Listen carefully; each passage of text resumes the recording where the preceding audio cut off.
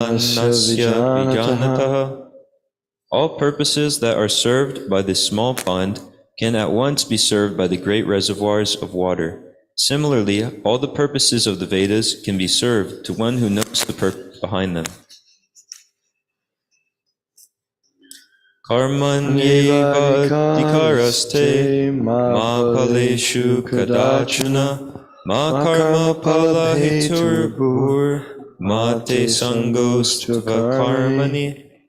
You have a right to perform your prescribed duty, but you are not entitled to the fruits of action. Never consider yourself to be the cause of the results of your activities, and never be attached to not doing your duty. Yogastha kuru karmani sangam chaktva dhananjaya samsidhya siddhyo sambhutva samatvam yoga uchyate. Be steadfast in yoga, O Arjuna. Perform your duty and abandon all attachment to success or failure. Such evenness of mind is called yoga. Durena hyaparam karma buddhi yoga dhananjaya buddho sharanam anjicha kripana palahetava. O Dhananjaya, rid yourself of all fruitive activities by devotional service, and surrender fully to that consciousness. Those who want to enjoy the fruits of their work are misers. Buddhi yukto jahatiha ubhe sukrita duskrite tasmad yogaya yujasva yoga karma sukoshalam. A man engaged in devotional service rids himself of both good and bad actions even in this life. Therefore strive for yoga, O Arjuna, which is the art of all work. Karmajam buddhi yukta hi phalam tyaktva manishinaha janma bandha vinirmukta padam gacchantyanayam. The wise engaged in devotional service take refuge in the Lord and free themselves from the cycle of birth and death by renouncing the fruits of action in the material world. In this way they can attain that state beyond all miseries. Yada te moha kalilam buddhi vyatitarishyati tada gantasya nirvedam shrutavyasya shrutasya cha. When your intelligence has passed out of the dense forest of delusion, you shall become indifferent to all that has been heard and all that is to be heard. Shruti vipratipanate yadastayati nischala samadva achala buddhis tada yogam avapsyasi. When your mind is no longer disturbed by the flowery language of the Vedas, and when it remains fixed in a trance of self-realization, then you will have attained the divine consciousness. Arjuna uvacha stita pragyasya bhasha samadhi stasya keshava stita kim prabhasheta kim asita vrajeta kim. Arjuna said, what are the symptoms of one whose consciousness is thus merged in transcendence? How does he speak, and what is his language? How does he sit, and how does he walk? Shri Bhagavan uvacha prajahati yada kaman sarvam partam manogatam atmanyevatmana tushta stita pragyastadocite. The blessed Lord said, O Partha, when a man gives up all varieties of sense desire, which arise from mental concoction, and when his mind finds satisfaction in the self alone, then he is said to be in pure transcendental consciousness. Dukeshvanud vignamana sukeshu vigataspriha vitaraga bhaya krodha stitadir munir uchate. One who is not disturbed in spite of the threefold miseries, who is not elated when there is happiness, and who is free from attachment, fear, and anger, is called a sage of steady mind. Text 45. The Vedas mainly deal with the subject of the three modes of material nature. Rise above these three modes, O Arjuna. Be transcendental to all of them. Be free from all dualities and from all anxieties for gain and safety, and be established in the self. Purport. All material activities involve actions and reactions in the three modes of material nature. They are meant for fruitive results, which cause bondage in the material world. The Vedas deal mostly with fruitive activities to gradually elevate the general public from the field of sense gratification to a position on the transcendental plane. Arjuna, as a student and friend of Lord Krishna, is advised to raise himself to the transcendental position of Vedanta philosophy, where in the beginning there is Brahma Jigyasa, or questions on the supreme transcendence.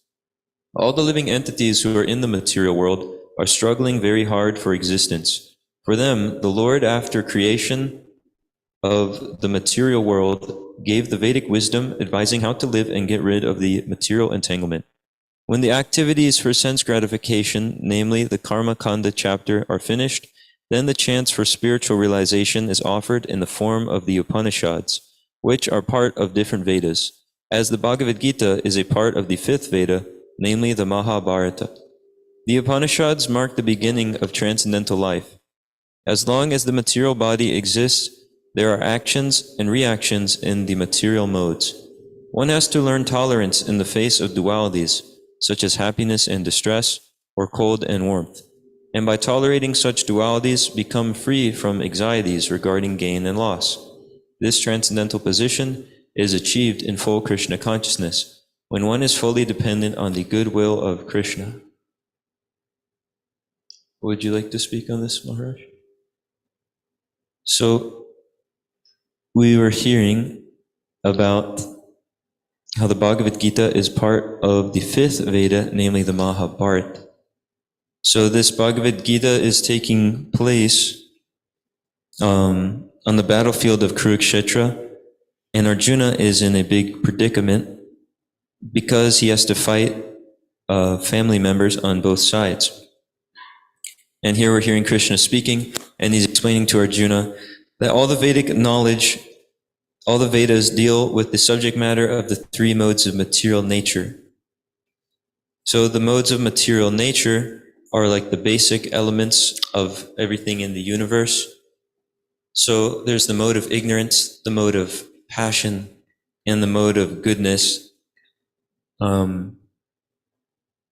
So Arjuna is faced with this big predicament on the battlefield of Kurukshetra because certain people who were his relatives, even after getting good advice from Krishna, the Supreme Personality of Godhead, and being advised to do the right thing many times, they repeatedly put the Pandavas, who are Arjuna and his brothers, into such horrible difficulties over and over again.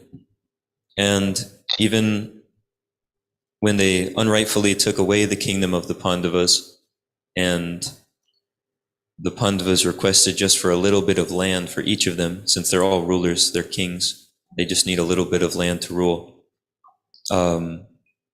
They were responded with this reply that you will not get enough land to even drive a pin through. That was what their enemy, Duryodhana, was telling them. So, because of this whole war taking place, Arjuna is in the middle of having to fight family members on both sides. He's got his brothers on his side and Krishna and other people. And then also on the other side, he has some of his teachers and family members, like Dronacharya. That was the person who taught him the art of fighting and the art of war and these kind of things. So he's very perplexed in how to deal with this because he was seeing with this bodily compassion. He was thinking, if we fight, then some people are going to die. And if they die, they're my own kinsmen. So I won't, even if we win, I won't be happy because they're my men. So how could I be happy if my own men die?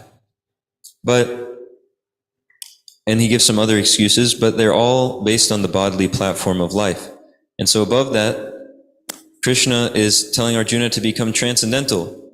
So to not be so concerned with the happiness and distress of the body, and these bodily concepts like my men, my nation, my this, my that, because that's the bodily concept of life, is we're thinking about this, we're thinking of this me, but there's a wrong conception. Instead of me, we're thinking this body, and then we're thinking of a certain place. So me and my country, or me and my planet, or whatever it is. But Krishna is telling Arjuna to go beyond this attachment to this me and mine, my body, my family's body, my nation, my countrymen. He's saying go beyond that and actually see the soul and what is best for the soul, because that's the real person. If someone's thinking, okay, I'll save the body, it's almost like saving a coat when a man's drowning in the water. So somebody may be drowning, and if somebody goes in to fish him out, and then they bring out the coat and say, I got him, everyone on the land will be very disappointed. So Krishna is showing Arjuna what real compassion is, and that's caring for the soul, the person who's within this material covering the body. So he tells Arjuna to rise above these modes, these material elements, these modes of nature. Rise above these modes, O Arjuna. Be transcendental to all of them. Be free from all dualities and from all anxieties for gain and safety, and be established in the self. So in the beginning, he tells Arjuna that the soul doesn't need to fear about safety, because the soul, it can't be touched by the sharpest sword. It can't be bothered by fire or water or wind or any of these things. And the soul is unchangeable. So whatever happens in this material world, nothing can actually destroy the soul. So he tells Arjuna not to lament for the temporary appearance and disappearance of the body. Be more concerned with the eternal soul. So one of the things that Prabhupada had mentioned in the purport was, as long as the material body exists, there are actions and reactions in the material modes. One has to learn tolerance in the face of dualities such as happiness and distress, or cold and warmth, and by tolerating such dualities become free from anxieties regarding gain and loss. So these different anxieties and happiness, they come from the contact of the senses with matter. So we see they're not actually very substantial, because if there's water, cold water in the summertime, someone thinks, oh, it's very nice. And then that same cold water in the wintertime, they think, oh, it's horrible. But it's the same thing. It's just the contact of the senses that is making this, and then that gets processed through the mind, and that's what's making this distinction. But the soul isn't actually affected by these things. And just like how we get distress without trying for it, or you get some sort of disease without trying for it, like maybe some people sometimes experience indigestion or a headache or something like this. You don't have to make any extra endeavor for it or go take a class on how to get a headache, but eventually it just comes up out of nowhere and you didn't put in any effort for it. So similarly, just how that stress comes without any endeavor for it, the happiness will come without any endeavor too. So we don't need to use any extra time to try to endeavor for material happiness, because we can see the distress and the happiness are going to come automatically based on karma, or what's due to this body, which is based on our past activities. So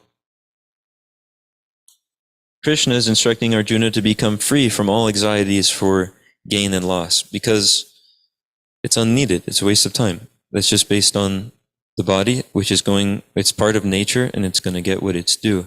So better that we actually focus on what can benefit the eternal person within the body, the soul. And this transcendental position is achieved in full Krishna consciousness, when one is fully dependent on the goodwill of Krishna. So the devotee sees that whatever distresses are happening to this body, and in my experience, whatever distresses are there, it's simply due to my past misdeeds. I'm just reaping the results of my sinful activities. I'm getting my bad karma. And then the devotee is tolerant and waits for Krishna's mercy to come upon him to be engaged in pure devotional service. But the good thing for a devotee is that they're not totally under the jurisdiction of karma and material nature, like all the living entities are within this world, in the world made of material nature. Everyone's under the strict jurisdiction of the laws of nature. But when one surrenders to Krishna, who is in charge of all of those things, then they are put under Krishna's care. And so all of their karma is summarized. They don't have to, they're getting like the best bargain for what they're actually due as far as their good and bad karma. Yes, Maharaj? So the devotee doesn't have to seek unpleasant situations to try to transcend, to prove he's transcendent. Sometimes persons, jagis, they go to a place of very cold snow and they try to expose themselves to that and tolerate it, or stay in the water during the winter season, stay in, light fires around one, sit in the hot sun, to try to become, learn how to tolerate the dualities. But a devotee doesn't have to do that. He just engages in his devotional service, whatever it may be, and he tolerates the dualities of the material world. Happiness and distress, pain and pleasure, fame and infamy. If one can tolerate these, learn to not be disturbed by them. That means he doesn't care if he's popular. Of course, he doesn't want to be unpopular either. That's not really his purpose. He doesn't consider whether I'm going to be popular or unpopular from this activity. He just considers if Krishna will be pleased. If Krishna will be pleased by my endeavoring in this way, that's it. That's my satisfaction. If Krishna is pleased, it doesn't matter what others think. It doesn't matter whether they're pleased or not. They may be pleased and they may not. But he doesn't care. He doesn't care if by doing a certain activity, he's going to become very wealthy, or a lot of money will go through his hands, or whatever. Even if he's sent to some place that's, the climate is not according to his liking, he has to accept it. Not that he has to, of course it's voluntary, but he accepts it because the principles of Sharanagati, one of the principles is to accept whatever is favorable for the discharge of devotional service. And another one is to reject whatever is unfavorable for the discharge of devotional service. So, if going to a climate is not to one's liking, if it's favorable, if it'll give Krishna pleasure, then the devotee accepts that. And if going to a place that's very pleasant to one's liking, the climate, but that will not be pleasing to Krishna, then he rejects that. This is how a devotee sees things. Instead of thinking what will be pleasing to my senses, or the sense of those who please my senses, he thinks, how can I do something that will be pleasing to Krishna's senses? And that means Krishna or God has form, he has senses. He has transcendental senses, and what pleases him is devotional service. He's not in need of any nice foods. He's not in need of any warm climates, what have you. He's just looking for devotional service, because on that basis, the relationship with Krishna is established. So be firmly fixed in the self, be established in the self, free from all anxieties, for gain and safety, free from the dualities, be transcendental to all these things, and be engaged in devotional service. That's the key. The impersonalists try to become transcendental to all these things without doing anything. And they find it very difficult. How are you going to keep your balance if you're not doing anything? Because it's our nature to act. But by doing their devotional service and tolerating matras parshas takonteya shitoshna sukadukada agamapayino najastang satiksha savarta. Tolerate the dualities of the material world, the things we're attracted to. We don't allow them we shouldn't allow them to drag us, to force us into that situation. Because then we become more implicated. So be steadfast in yoga. Krishna is saying, rise above these modes. These are calls to action. Rise, O chastiser the enemy, and fight. So it has to be like that. It's a war. It's a war against the material energy. Material energy wants us to lay down our defenses and just submit to the attractions of the sense objects.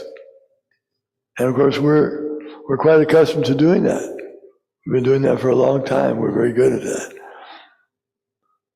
But Krishna says, no. Don't do that.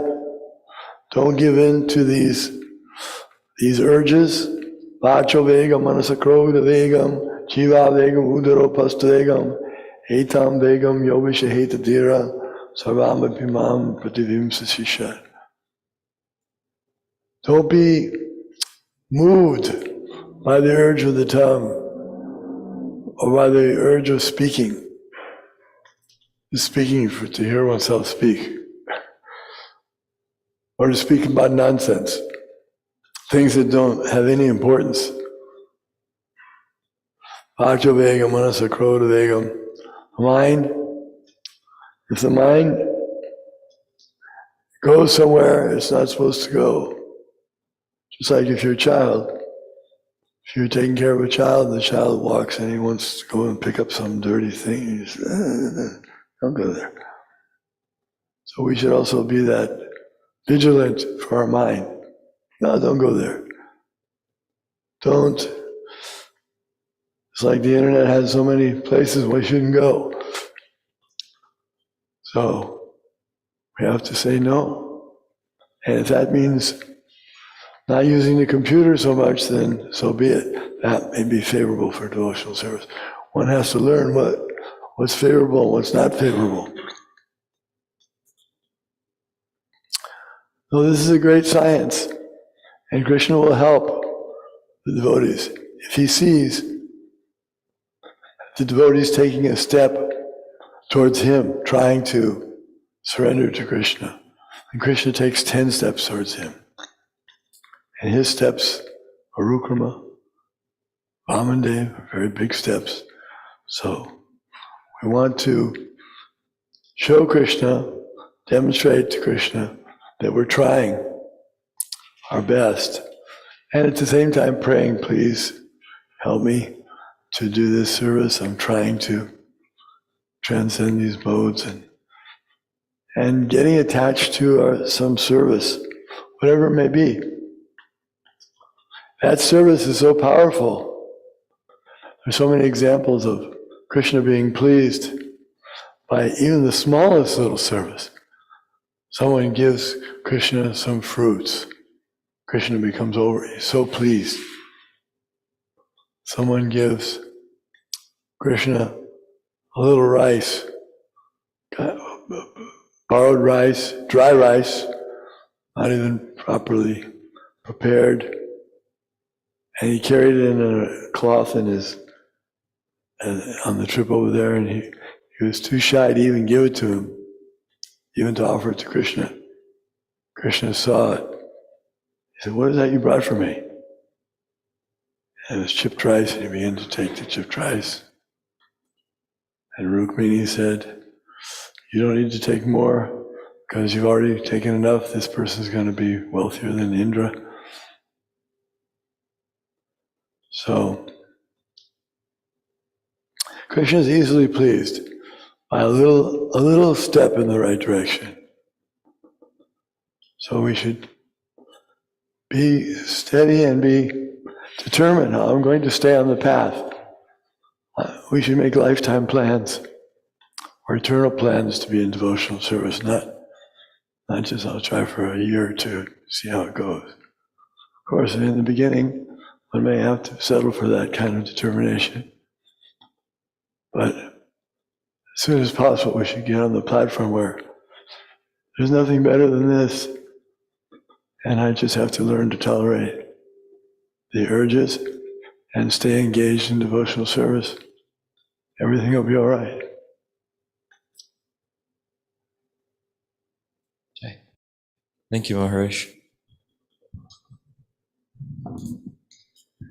All purposes that are served by the small pond can at once be served by the great reservoirs of water. Similarly, all the purposes of the Vedas can be served to one who knows the purpose behind them. Oh, does anyone actually have any questions? Yeah, Magadari.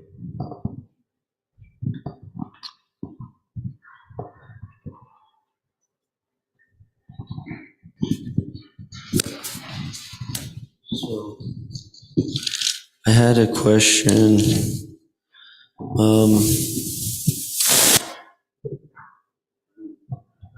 Touched on it. But I had a doubt about not caring for others' pleasure if we care for Krishna's pleasure. So does this mean the person in general, or does this mean devotees?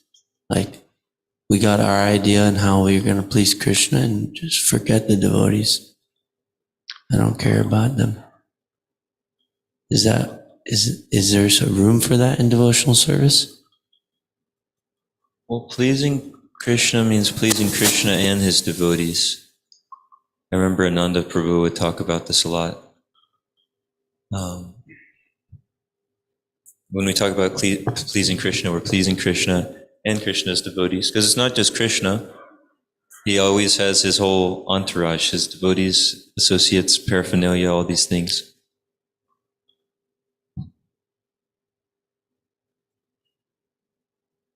Is that sufficient? Pleasing Krishna and his devotees. But you're saying, is there room for, okay, I'm only going to please Krishna and not the devotees?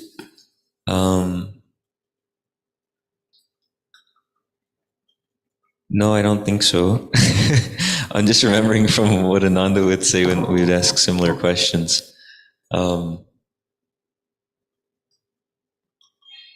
it's by the devotees that we're getting engaged in Krishna's service.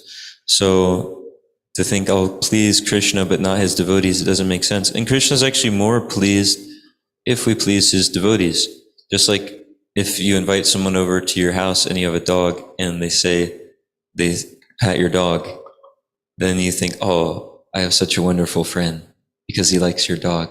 So similarly, if we serve Krishna's devotees, then Krishna becomes even more pleased. But if someone came over your house and they kicked your dog, then you probably wouldn't invite him over anymore. So we serve the devotees and that makes Krishna pleased. Are you sure? Are there any other comments or questions?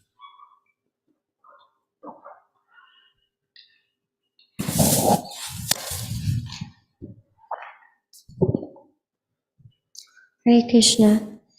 So Maharaj was speaking about like we're more able to, like a devotee doesn't care for these disturbances of happiness and distress because they can tolerate it. And it's not necessarily like they're saying like, oh,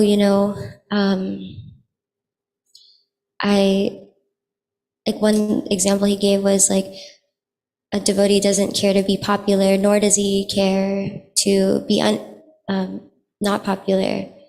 So like, I guess my question is, like, how do we learn to tolerate if we're not yet fully absorbed in serving Krishna, because that's one thing that Maharaj was saying, is that, when we are so absorbed in our service to Krishna, we don't care like the circumstance. We just want to serve him. So yeah, I guess like question is like, how do we learn to tolerate and work towards like being absorbed in our service in that way? Maharaj, did you want to answer? We should be so thankful if we get to even stay around. They allow us to stay. Krishna doesn't kick us away. And we get to clean the floor or any little service that we can do. Clean the pots without making any, not being choosy, whatever, any service. We can just stay around the devotees, just stay in hearts, somewhere in this, in the aura of his abode. Stay in this movement somehow or other. Doesn't matter what I have to do, clean the van or put air in the tires, whatever we have to do. All the services are relishable. We're all transcendental. And even if we're not able to do them very well, we keep trying. I'll let me improve tomorrow. I went on Sankirtan today. Only 4 people would even say hello. So tomorrow I'll shoot for 5. Last week I had 8 people that said hello.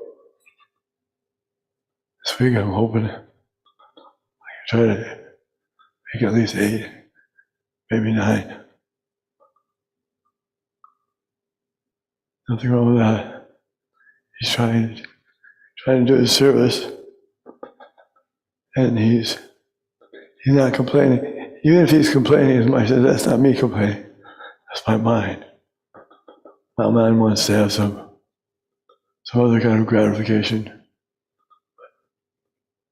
I'll just keep trying, because there's nothing lost.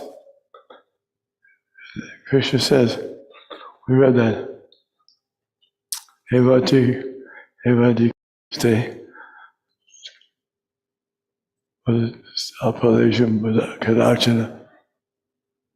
You're entitled to perform your duty, but you're not entitled to the rights, to the fruits of your activity.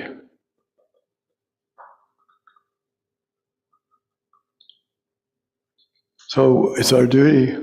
We have a right to perform our duty, but we don't have any rights to try to enjoy the results of the duty. That's after we do devotion.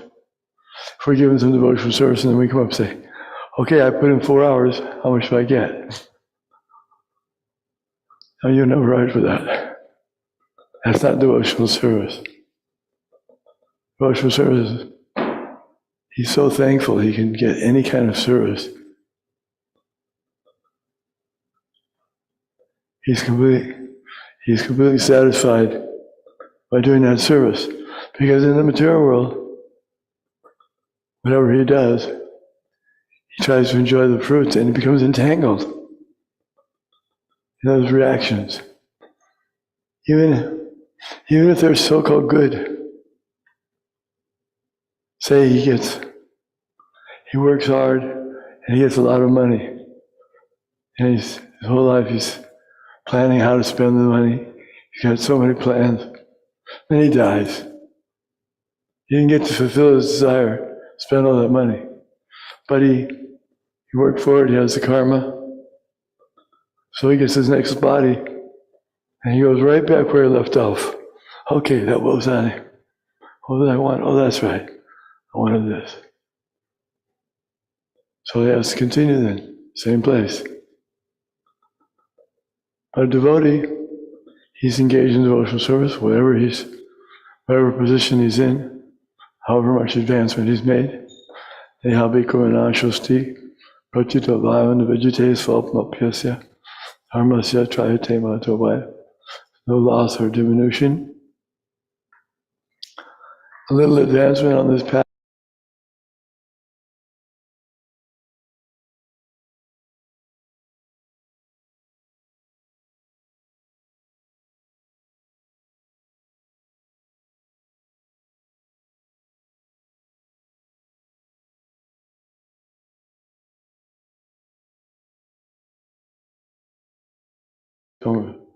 He does some devotional service, and he goes away, and we don't see him for a long time. And later on, after a long, long time, we may see him. Oh boy, what happened to you? He'll tell the story, but then he starts.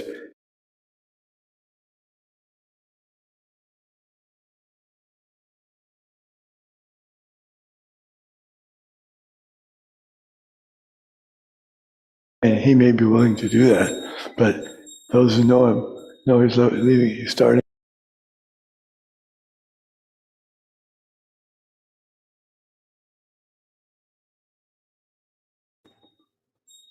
And he continues from there. And that goes for the next life too. If he doesn't finish in this life, continues right where he left off in the next life. So, perfect system. No loss.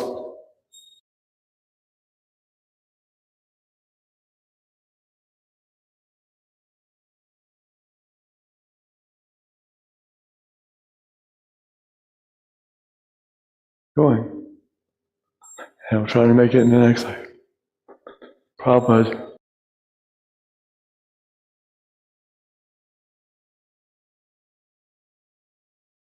said, personally, I have no hopes for any direct service for the coming crores of births of the soldiers of my life. But I'm confident that one day or other I will be able to engage in the service of my spiritual master, who will be pleased upon me, and like that. So he wasn't even thinking, I'm going back to Godhead right away. May take many crores of births, but he's happy. He just wants to engage in devotional service. Bhaktivinoda Thakur prays, even if I can become an insect in the home of a devotee, then I'll be satisfied. So there's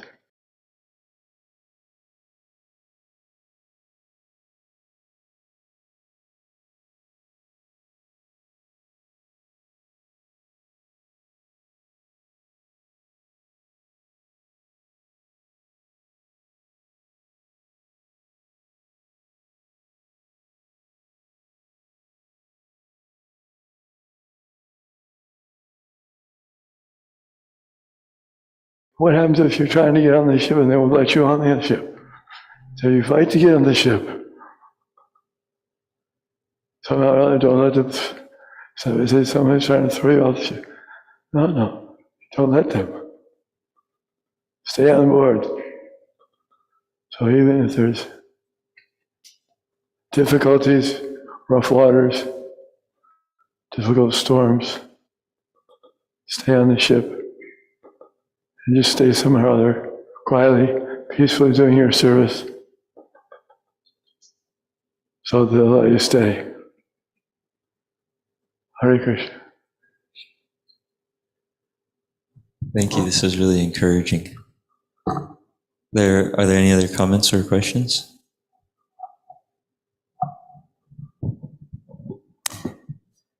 I just wanted to say a quick thank you. And also, I appreciate you telling that story about Bhakti True Swami, because I was looking at your book, The Fortunate Souls, today, and I just happened to look directly at the pictures or the illustrations, and the first one is actually a picture of, which I'm sure you remember, of a stormy, people on a ship, and a man's trying to step over to get off the ship, and there's stormy waters, and your caption said something along the lines of that, of even if there's a difficulty with a person on the ship, it doesn't mean you just jump off the ship into the stormy waters. So anyways, thank you, Maharaj.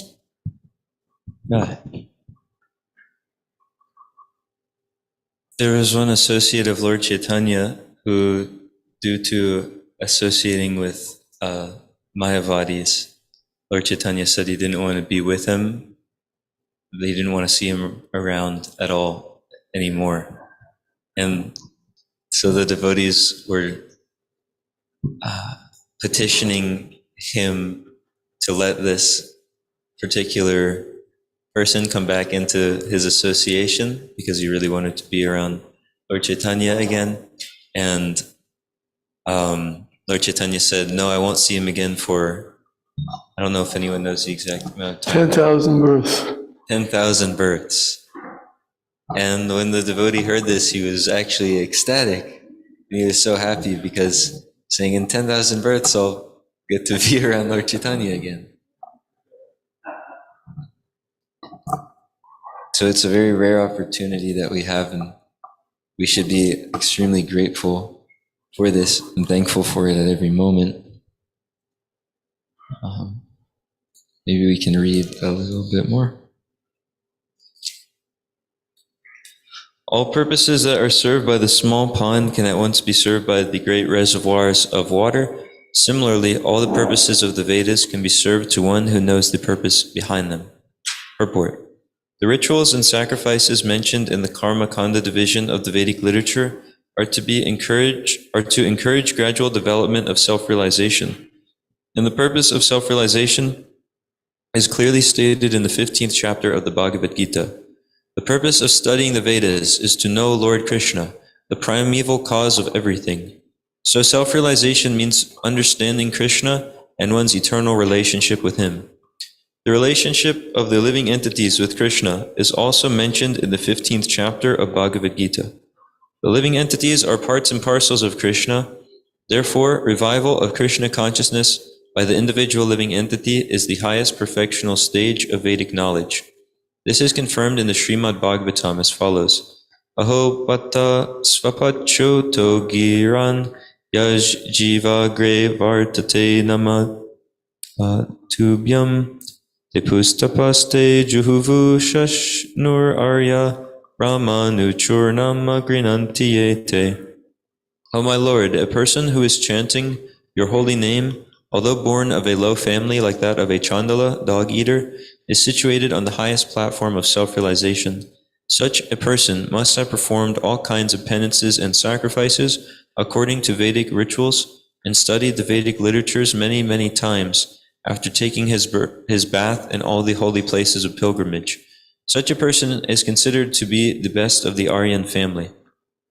So one must be intelligent enough to understand the purpose of the Vedas, without being attached to the rituals only, and one must not desire to be elevated to the heavenly kingdoms for a better quality of sense gratification.